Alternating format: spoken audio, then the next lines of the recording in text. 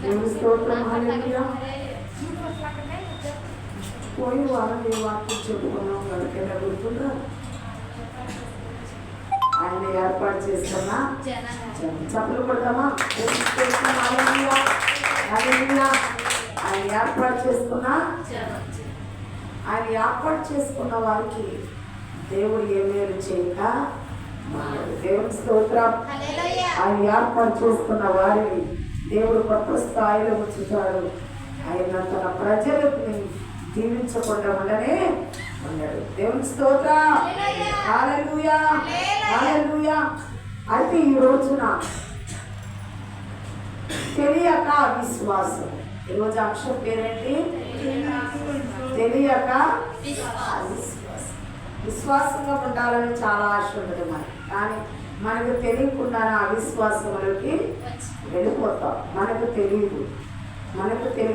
సాతాను ఎప్పుడు సులువుగా చిక్కులు పెడతా ఉంటుంది. అది చిక్కులు సులువుగా పెడతాను. ఎప్పుడైతే మన సొంత పనుల్లో మనసు పెట్టామో మరొక వాటిలోకి అనుకోకుండా అది లాక్కెళ్ళిపోతూ ఉంటుంది.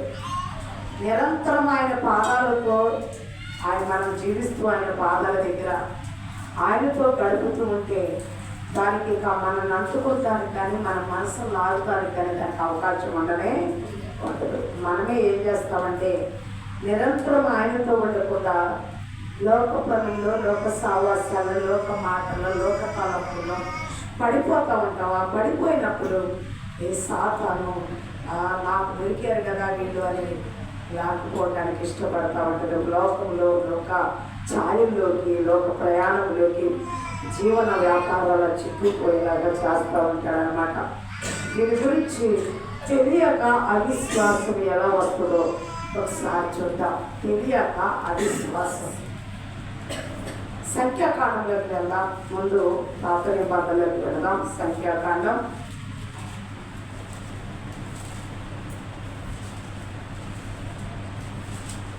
15వ అధ్యాయము 28, 29, 30 వచనాలు చదువుతాం.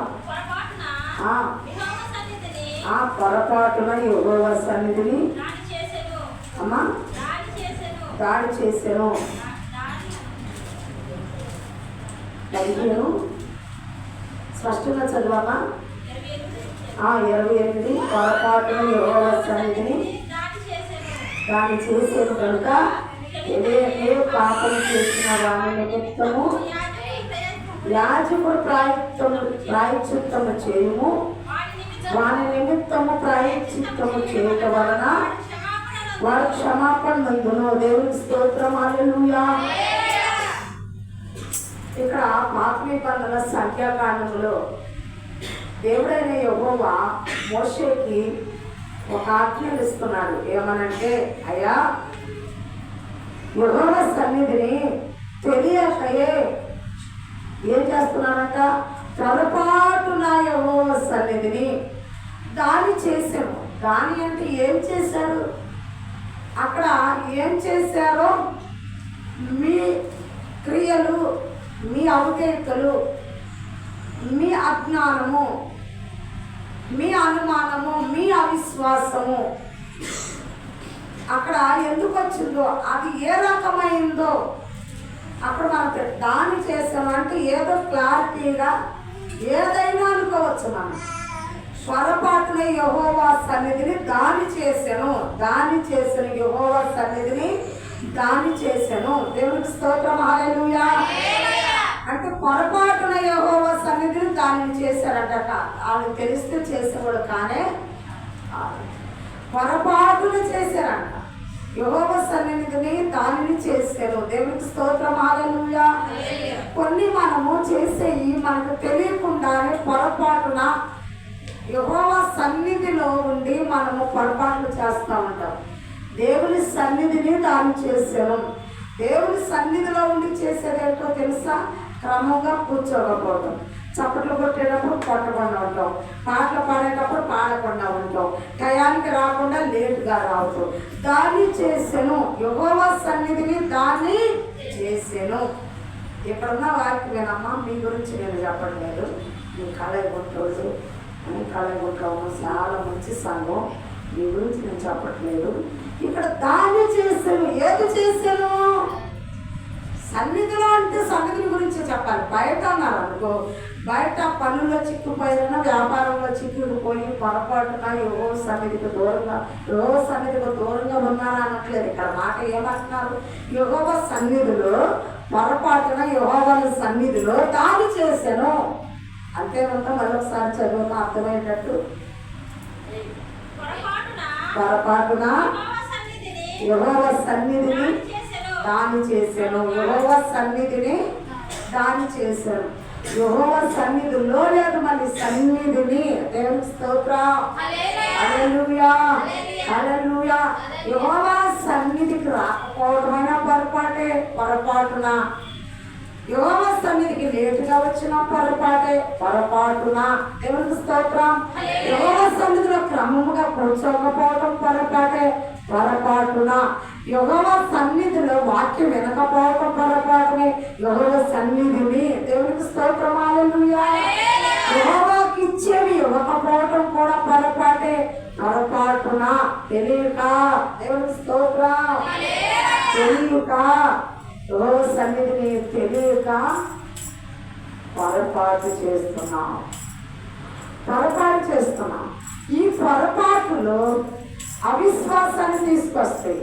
పొరపాటు చేస్తేనే అవిశ్వాసం ఉంటేనే నీకు పొరపాటు చేస్తావు. అవిశ్వాసం లేదా పొరపాటు చేయవు కదా. నీకు నమ్మకం లేకుండా ఉండటం అవిశ్వాసం, నీకు నమ్మకం కలగటం విశ్వాసం.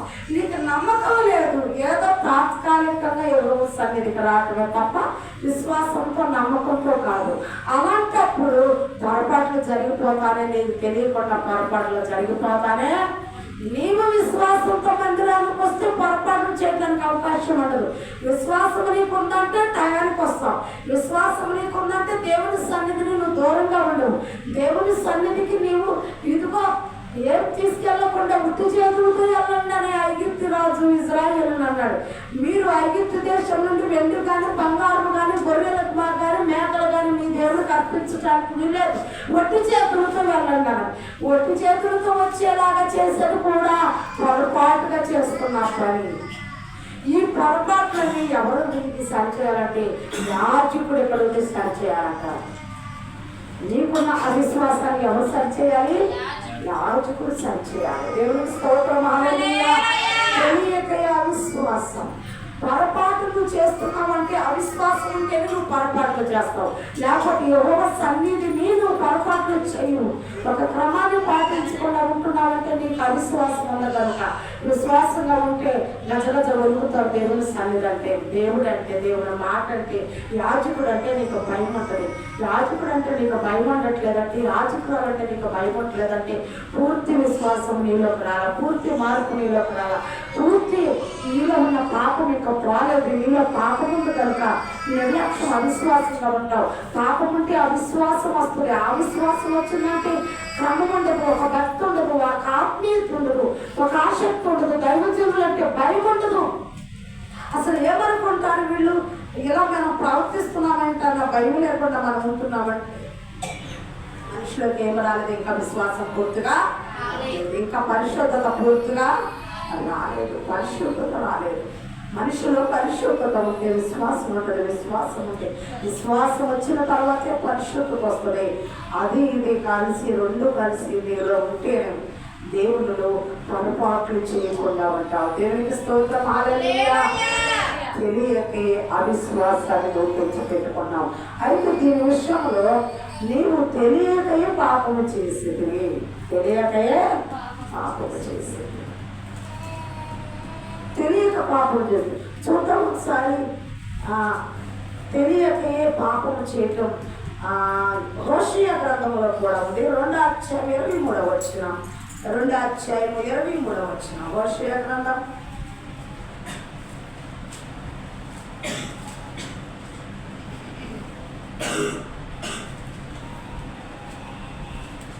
హోషేయ గ్రంథం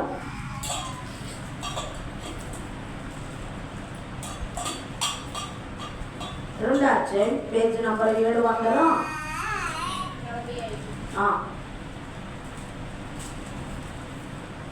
చదవమ్మా.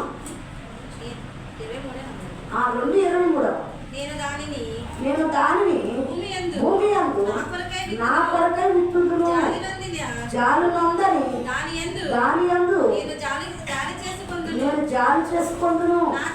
నా జనము కాని వారితో మీరే నా జనమని నేను చెప్పగా వారు నీవే మా దేవుడవు అందరూ. దేవునికి స్తోత్రం, హల్లెలూయా. ఇంకా ఒక మాట చెప్తున్నారు, హోషేయ ప్రవక్త చెప్తున్నారు ఒక మాట. ఏమని చెప్తున్నారంటే, ఉజ్జియా మొదటి అధ్యాయము 1వ వచనం, ఉజ్జియా, యోతాము, ఆహాజు, హిజ్కియా అను యోధారాజుల దినములలో యెహోయాషు కుమారుడైన యెరోబాము అను ఇశ్రాయేలు రాజు దినములలో బెయారు కుమారుడైన హోషేయకు ప్రత్యక్షమైన యెహోవా వాక్కు. హోషేయకి బెయారు కుమారుడైన హోషేయకు దేవుని వాక్కు ప్రత్యక్షం అవుతుంది.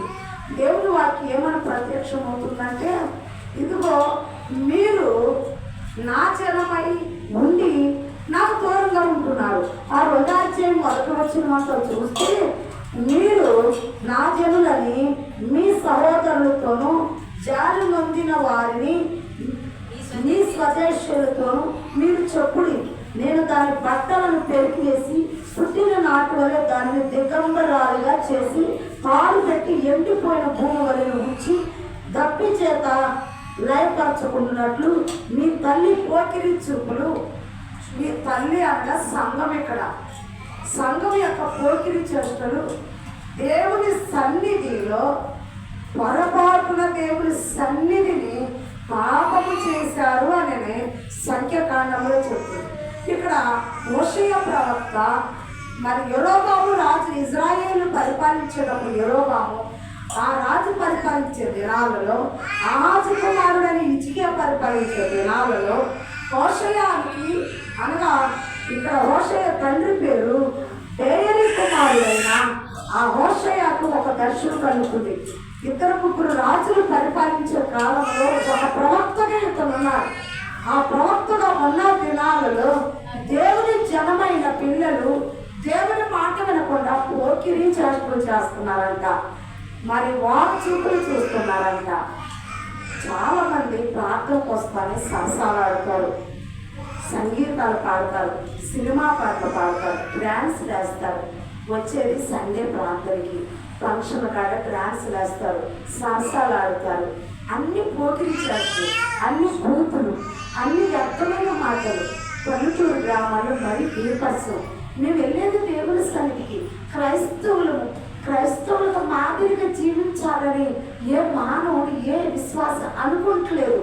క్రైస్తత్వం అంటే క్రైస్తవుల వల్లగా మనం రూపు చూపించాలా? మనమే వేళతో ఈ 4 రోజులు సోమవారం కానీ శనివారం వరకు కలిసిపోతాం, ఆదివారం క్రైస్తవులు అవుదామా అనుకున్న జనాంగముగా కనపడుతున్నారు గోదావరి ఇశ్రాయేలు వారు. వాళ్ళని చూసి ఆ కాలంలో యెరోబాము రాజు కాలంలో, ఇదిగో హిజ్కియా రాజు కాలంలో హోషేయకి దేవుడు దర్శనం చూపించి వీళ్ళు ఎలా ఉన్నారంటే సరసాలు ఆడుకుంటూ వాళ్ళ చూపులు చూస్తే కింద అధ్యాయం అంతా చాలా చాండాలంగా రాశారు. అధ్యాయం అంతా అంటే బైబిల్ తప్పులు తప్పుగానే చూపిస్తుంది, పరిశుద్ధ గ్రంథం తప్పులు తప్పుగానే చూపిస్తుంది. మనుషులు వచ్చి తప్పులు కప్పు పెడతామేమో, మన సొంత వాళ్ళైతే ఒక రకంగా కప్పు పెట్టుకుంటామేమో, మన అత్త వాళ్ళైతే మెప్పి చెప్తామేమో, కానీ బైబిల్ అలా చెప్పదు. నీకైనా న్యాయం చేస్తుంది, నాకైనా ఎవరికైనా ఒకే రకంగా మాట్లాడుతుంది బైబిల్ ఖచ్చితమైనది. బైబిల్ పరిశుద్ధ గ్రంథం. వారి చూపులు చూస్తుందంట ఇక్కడున్న జనాంగం. వారి చూపులు చూస్తాం, చెల్లంగి మాటలు మాట్లాడుతూ, అబద్ధాలు ఆడుతూ, వ్యభిచరించడం, దొంగతనం చేయడం, ఇవన్నీ నా జన్మ అనుకున్న వాళ్ళేమో నన్ను వదిలిపెట్టి, పెళ్లి చేసుకున్న నన్ను వదిలిపెట్టి ఇదిగో వ్యభిచారం చేస్తున్నారు, లోకంతో వ్యభిచారం చేస్తున్నారు.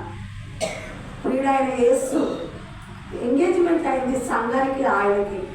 సంఘము వధువు సంఘం. వరుడైన యేసు నమ్మి బాప్తిస్మం తీసుకున్నాక నీకు ఆయనకి ప్రదానం చేయబడింది.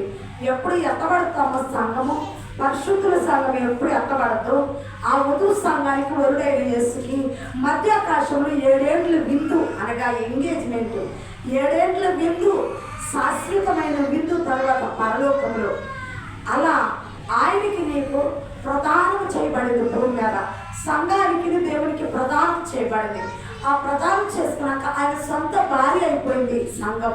ఈ సంఘం సొంత భార్యగా ఉండకుండా ఏం చేస్తుందంటే ఇప్పుడు వారి చుట్టూ చూస్తుందంట, సరసాలు ఆడుతుందంట, సిల్లంగి మాటలు చెప్తుందంట, అనవసరమైన వ్యర్థమైన మాటలకి, పనుల మీద, వ్యాపారాల మీద, డబ్బు మీద కాంక్ష కలిగి ఉంటుందట. అలా ఉండటం వలన అప్పుడు అంటున్నాడు హోషేయ ప్రవక్త, నా జనమైన వారిని అప్పుడు నా జనం కాదని చెప్తాను, నా జనం కాని వారిని నా జనం అని చెప్తాను అని హోషేయ ప్రవక్తలో ఉండి దేవుడు మాట్లాడుతున్నాడు ఇశ్రాయేలు ప్రజలతో, యోధా వారితో. ప్రియమైన సహోదరి సహోదరులారా, నా జనమైన నా సంఘమా, నా సంఘాన్ని నా సంఘం కాదంటే మీకే అవసరం వచ్చినా నేను వచ్చి మీకు చేయకపోతే మీరు ఎంత బాధపడతారు? నా సేవకురాలు అనుకుంటున్నా మీరు, నేనేది చెప్పినా మీరు వచ్చి నాలో నేను నా సంతోషంలో మీరు పాలుపొప్పులు పొందకపోతే, నా కష్టంలో పాలుపొప్పులు పొందకపోతే నేను ఎంత బాధపడతాను? నీ దేవుడైన యెహోవా కూడా అదే అంటున్నాడు. నా దేవుడైన యెహోవా నా కన్న తండ్రి ఏమనాలనుకుంటున్నాడో తెలుసా? నా కష్టం వచ్చింది. ఏ కష్టం వచ్చిందంటే ఒక త్రాగిపోతు పాడైపోతున్నాడు, అదే నా కష్టం. ఒక వ్యభిచారి పాడైపోతున్నాడు, అదే కష్టం.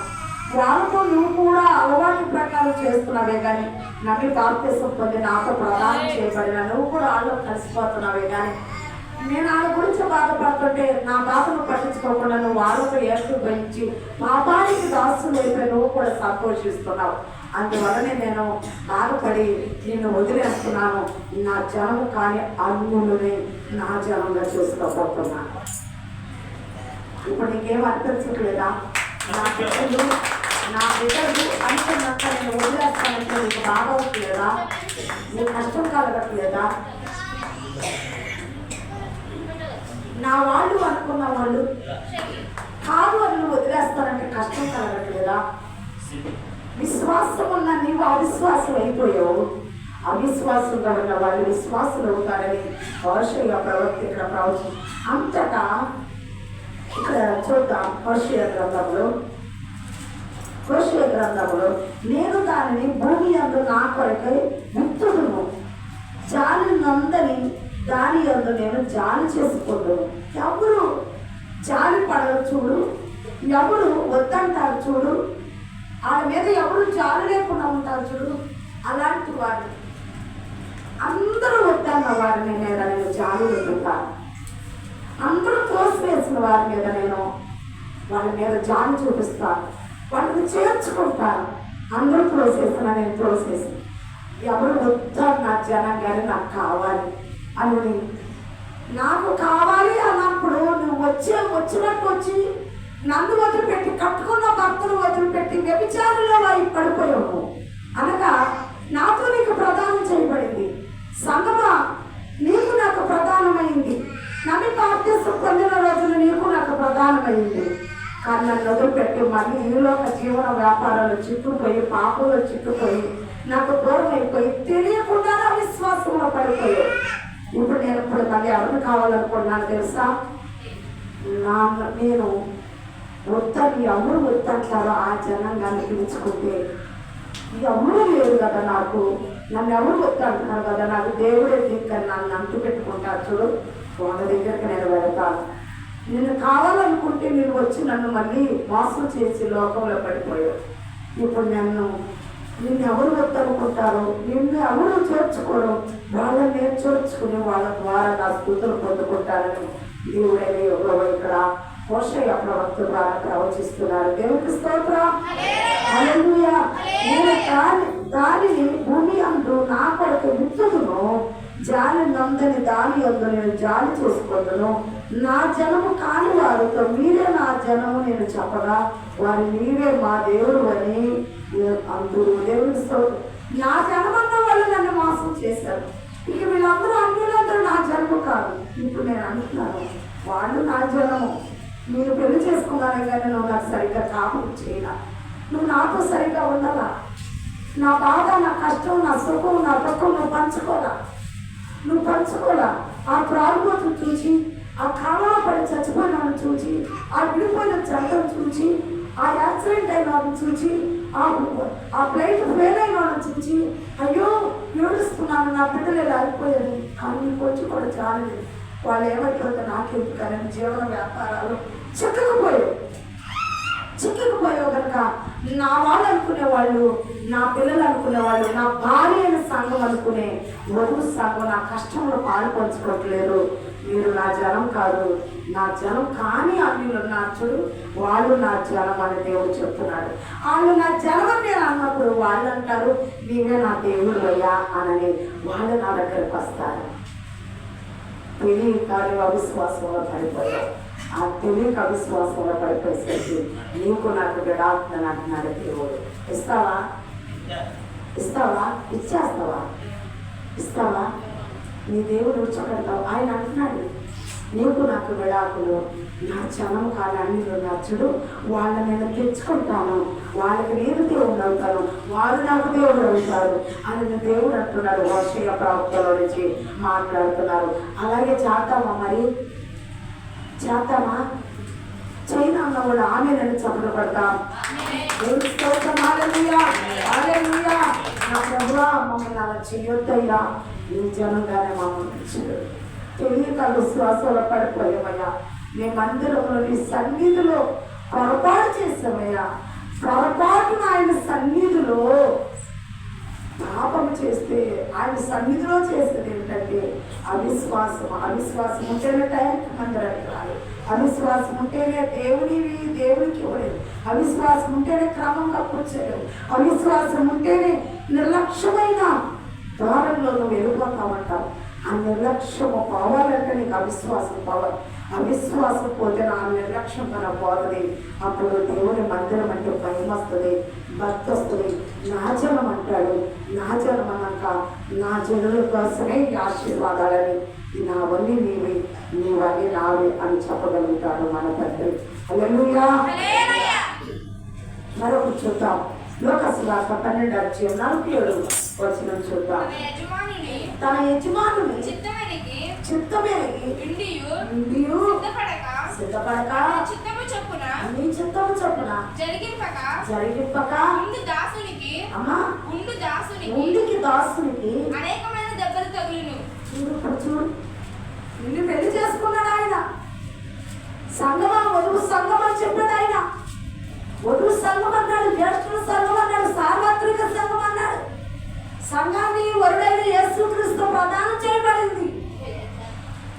నిన్ను ఏర్పాటు చేసుకున్నాడు, ఎన్నుకున్నాడు. నువ్వు దేవత మందిరానికి రావు. నువ్వు ఒక సంఘంలో ఒక సహవాసంలో ఉన్నావంటే దేవుడు నిన్ను ఎన్నుకొని ఉండవు. నా జనమైన ఇశ్రాయేలులారా, యోధామారులారా, పొరపాటున మీరు అవిశ్వాసంలో పడిపోయారు. అందుకింతము నా ప్రజలే నాకు మీకు ప్రదానం చేయబడింది. నా జనులే, నా బిడ్డలే, నా వధువు సంఘాన్ని పొరపాటున అవిశ్వాసంలో పడిపోయారు. పొరపాటున అశ్రద్ధ వచ్చేసి, పొరపాటున పాపం మీదకి వచ్చేసింది. ఆ పొరపాటును చేసేదాన్ని హోషేయ ప్రవక్త ద్వారా మీరు వద్దు నాకు అన్యజనం కావాలన్నారు. కానీ ఇక్కడ మళ్ళీ ఒక మాట చెప్తున్నారు. 12:47 ఒక మాట చెప్తున్నారు. చక్కగా మాట్లాడుతున్నారు. తన యజమానులు చిత్తం ఎరిగి ఉండి సిద్ధపడక. నీ దేవుడు చెప్పలేదో నీకు తెలుసు. మాట్లాడకూడదని తెలుసు, గంతులు వేయకూడదని తెలుసు, యూదులు అరవకూడదని తెలుసు, సరసాలు అరవకూడదని తెలుసు, దుష్టుల ఆలోచన చొప్పున కూర్చోడకూడదని తెలుసు, పాపల మార్గం నిలవకూడదని తెలుసు, ఇదిగో అన్యులతో సహవాసం చేయకూడదని తెలుసు. అన్నీ తెలుసు. అయినా నా చిత్తం ఎరిగిన నా దాసుడు, దేవుని చిత్తం అంతా నీకు తెలుసు, దేవుని గురించి అంతా నీకు తెలుసు. అయినాను నా చిత్తం ఎరిగి దాన్ని చెయ్యని దాసుడికి దెబ్బ తగ్గుతాయి అంట. ఏం తగ్గుతాయి అంట? దెబ్బలంటే ఇలా పడుతుంటారు. ఆపద మీద ఆపద, కష్టం మీద కష్టం, ఇబ్బంది మీద ఇబ్బంది, సమస్య మీద సమస్య, ఆందోళన మీద ఆందోళన, వ్యాధుల మీద వ్యాధులు, నష్టం మీద నష్టం, దెబ్బలు తగులుతాయి. నా చిత్తం ఎరిగి పొరపాటు నా సన్నిధిలో పాపం చేసిన వారికి ఇక జన్మని చెప్పే పరిస్థితిలో నువ్వు పాపం చేసేవావు. ఆ పాపం చేసినప్పుడు యాజకుడికి చెప్పు వచ్చి నాకు పొరపాటు తెలియక అవిశ్వాసంలో పడిపోయాను, నా కోసం ప్రార్థన చేయడానికి తెలియవచ్చు. నీ కోసం నిరంతరం ప్రార్థన చేయడానికి దేవుడు యాజకుడు ఎన్నుకున్నాడు, ఏర్పాటు చేసుకున్నాడు. ప్రార్థన చేస్తాను దోషం పోతుంది, లేకపోతే ఆ దోషాలు అలాగే కప్పుపుచ్చుకొని ఇదిగో పైకి భక్తి కలగాలని నటించే వరకు ఆ పాపం అలాగే ఉండి విశ్రాంతి దినం వచ్చేసరికి ఆయన సన్నిధిలో నా జనము కాదు, నా జనము వేరే వాళ్ళని నా జనంగా చేసుకుంటాను, మీరు నా జనం కాదు అని అనాలనుకుంటున్నాడు హోషేయ ప్రవక్త ద్వారా. అదే మాట లోకస్వార్తలకు వచ్చేసరికి యేసుక్రీస్తు వారి స్వయంగా మాట్లాడుతున్నారు. ఏంటంటే నా చిత్తం ఎరిగిపోరా, మన యజమానుడు చిత్తము. మన యజమానుడు ఎవరు? మన దేవుడు. మన యజమానుడు ఎవరు? మన దేవుడు, మన తండ్రి, మన యేసుక్రీస్తు మన యజమానుడు. ఆయన చిత్తం ఎరిగిపోరా. ఆయన పరిశుద్ధుడు, మనల్ని పరిశుద్ధంగా ఉండాలనుకుంటున్నాడు. ఆయన నీతిమంతులుగా ఉండాలనుకున్నాడు. అయోగ్యమైన ప్రాంతాల్లో తిరగడం ఆయనకు ఇష్టమడు. ఆయన చిత్తాలు ఆయనకి ఇష్టమైంది. ఆయన చిత్తాన్ని ఎరిగిపోరా. ఆయన చిత్త ప్రకారం చేయక, ఆయన చిత్త ప్రకారము సిద్ధపడక, అతని చిత్తము చొప్పున జరిగింపక ముందు దాసుడికి అనేకమైన దెబ్బలు తగులుతాయి. అర్థమవుతుంది. ఎందుకు వస్తున్నాయి కష్టాలు, ఎందుకు వస్తున్నాయి తలగింపులు, ఎందుకు వస్తున్నాయి శ్రమలు అర్థమవుతుందా? ఎందుకు ఇలా అసమాధానాలు వస్తున్నాయి అర్థమవుతుందా? ఎందుకు వ్యాధులు వస్తున్నాయి అర్థమవుతుందా? ఎందుకు నష్టాలు వస్తుంది, ఎందుకు ప్రకృతి మనకు అనుకూలంగా ఉంటుందో తెలుసా? ఇదిగో వేస్తే విపరీతం ఎండైనా వానైనా మనుషులు చదువుతూ ఒక్కబోసేస్తున్నాం. ఎందుకో తెలుసా? ప్రకృతి కూడా మిగులు మూలుగుతుందంటే మానవుడికి బుద్ధి లేదా? అంత మంచి దేవుడిని, అంత పరిశుద్ధుడిని నీవుని ఏం ఆశించుకోకుండా నిన్ను ప్రేమిస్తున్నాడే. నీవేమి వెండక్కర్లేదు, బంగారం అక్కర్లేదు, తలదాంటలు అక్కర్లేదు. నీ హృదయం అన్న వానికి ఇది సరిగ్గా హృదయం ఇవ్వలేకపోతున్నారు. వీళ్ళని చూడు అని అప్పుడప్పుడు తగ్గ దిగులా మూలుగుతుందట పాపమైన చూసి. అందుకే ఆ ప్రకృతి మానవుడికి అనుకరించట్లేదు. దేవుని స్తోత్రం హల్లెలూయా. ప్రకృతి మానవునికి అవసరం వచ్చినప్పుడు వర్షాలు కురవట్లేదు, అవసరం లేనప్పుడు వర్షాలు. అంత అయోగ్యమైన ప్రకృతి, నచ్చని ప్రకృతి వాతావరణం ఇవన్నీ ఎందుకు జరుగుతున్నాయి అంటే దేవునికి కోపం పుట్టిస్తున్నారు. దేవునికి కోపం వస్తే ప్రకృతి కూడా కోపం వస్తుంది. మానవుడి మీద కోపం వచ్చి ఆకులు రాలిపోయేలా చేస్తున్నాడు దేవుడు. ఎక్కడో అక్కడ నశింపైపోతున్నారు. అయినను మనం ఉన్న వాళ్ళని మన కోపాలు తగ్గట్లేదు, మన కక్షలు పోవట్లేదు, మన పొగలు అనగట్లేదండి. నిజంగా చాలా బాగా వేస్తూ ఉంటుంది. మన పొగలు అనగట్లేదు, మన కోపాలు అనగట్లేదు, మన ద్వేషాలు పోవట్లేదు, మన అసూయ పోవట్లేదు. నా తొక్కలో ఉన్నావు నువ్వు అని అనేలాగా ప్రవర్తిస్తున్నావు. ఒకసారి ఆలోచించి పొరపాటులు చేస్తున్నావు. ఇదంతా ఇప్పటికీ దేవుడు నేను పొరపాటును చేస్తున్నావు, తెలివి చేస్తున్నావు అంటున్నాడే కానీ దేవుడు నీకు అన్నీ తెలిసే చేస్తున్నావు అని అంటాం. ఎందుకంటే క్షమించే దేవుడు, ప్రేమించే దేవుడు కనుక. దేవుడికి స్తోత్రం హల్లెలూయా. పొరపాటును నా సన్నిధిలో పాపం చేస్తున్నావు అని అడుగుతున్నాడు. అని అడిగినప్పుడు నువ్వు ఎప్పటికైనా గ్రహించి అసూయ తీసివేసుకో, ద్వేషం తీసివేసుకో, కక్షలు తీసివేసుకో, సరసాలు, అయోగ్యమైన ప్రవర్తన, ఒక నీతిమంతుడు అని బ్రతకుండా పూర్తిగా ఒక సర్టిఫికేట్ సంపాదించుకో. ప్రియమైన సహోదరు, కొంతమంది ఉద్యోగం లేకపోయినా వాళ్ళు కొనుక్కున్న తలరాయి మీద రాస్తారని ఆ చదువులు ఎంఏలు బిఏలు డిగ్రీ ఒక్కొక్కరు శుభలేఖ మీద వాళ్ళు పెళ్ళుకూరుకై శుభలేఖ మీద రాపించుకుంటారు. చదువులు చాలా ఉపయోగపడతాయి. ఆ శుభలేఖ మీద చివర బీఈడి ఎంఏ ఇలా చదివేరు అని రాస్తారనమాట. అలాగైనా ఒక డిగ్రీ పడ్డ ఒక నీతిమంతురాలు అనే లోకంలోకి రావడానికి దేవుని కొరకు చక్కగా బ్రతుకు. దేవునికి స్తోత్రం హల్లెలూయా. లోకసువార్త 23:34 వచ్చిన కూడా చూద్దాం. 23:34 తండ్రి మీరేమి చేస్తున్నారు క్షమించమని దేవునికి స్తోత్రం. ప్రవర్తన చూసి మన అవుతే చూసి ఆయన సన్నిధిలో నిర్లక్ష్యత చూసి పాపం చేసి ఆయన జన్మని చుట్టుకుని ఆయన మోసం చేసి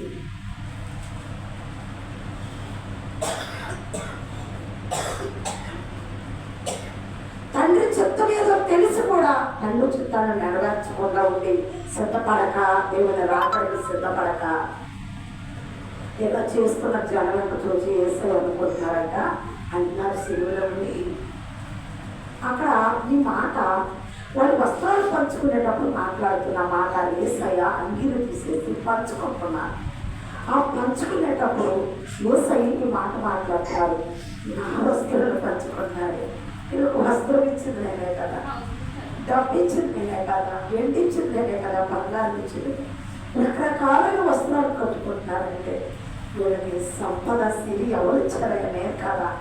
వీళ్ళు ఇచ్చిన ఆయన దగ్గర వస్త్రాలు లాగేసుకుని నావి కూడా ఒక తల్లిదండ్రులు కష్టపడి చదివించి పెంచి పెద్ద చేసి పెళ్లి చేసి వాళ్ళకి ఉద్యోగాలు వచ్చినాక వాళ్ళు ఉద్యోగాలు